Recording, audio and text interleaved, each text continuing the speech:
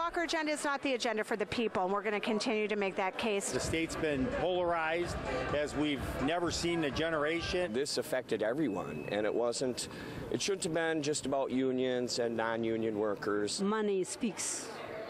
Mr. Money is the most powerful. We have seen our state take giant step backwards. What he has done to cause harm to public employees has been phenomenal. But make no mistake about it, progressives have been down before. They'll rise back up. Welcome back to The Ed Show. This is the story for the folks who take a shower after work. You just heard from Wisconsin voters there sharing their thoughts on Scott Walker's stranglehold in the governor's mansion. His political future was tested last night, and now Walker, I think he's a national player, big time. The governor has won 3 elections in 4 years with union-busting policies and broken job promises. Walker struck a dagger. He stuck a dagger right in the heart of labor during his first term and battled back, being the only governor in history to survive a recall election.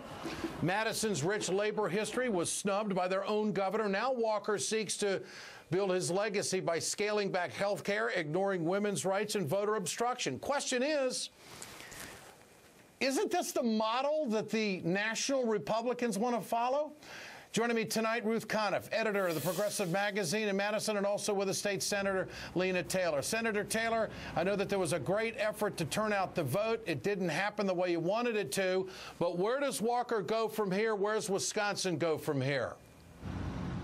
Well, the turnout, Ed, in Milwaukee was 65%. In some other areas of the state, it needed to grow. I think the truth of the matter is he's shown us the template of what he's going to do next. He always thinks about higher office. I would not be surprised if he is not. His speech seemed very tailored to that concept. But if he does not deal with the issues that cause us to be the worst in the nation for so many areas, then I would argue that the people of the nation should be looking very closely at our record here.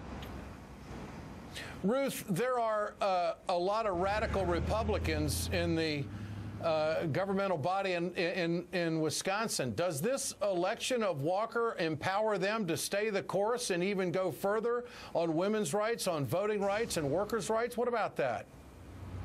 Yeah, I mean, I think that's the real danger here in Wisconsin. The Republicans picked up seats in our legislature, and nationally, we saw the same trend with these radical right-wing governors like Walker being able to stay in office. And I think what you see there is this template that it really energizes angry voters to say union folks, especially public employees, shouldn't have health care, shouldn't have retirement benefits. We're going to take that away. And what Democrats need to be able to do is say something equally energizing about what the other side is going to offer to people. We need a massive progressive movement to say, you know what, with just as much passion, we're going to tell people why we're going to actually make life better, not just worse for your neighbor. What about that, Lena? I think that that's exactly correct. People want to know exactly what is it that we're giving, not just so to say what we're against. And I think that that's one of the biggest issues. I think messaging was the problem, and I think even at the national level, people did not necessarily run on President Obama's record, which is phenomenal when you consider jobs, when you consider the stock market and so many other issues where there has been growth, the number of people who have health care.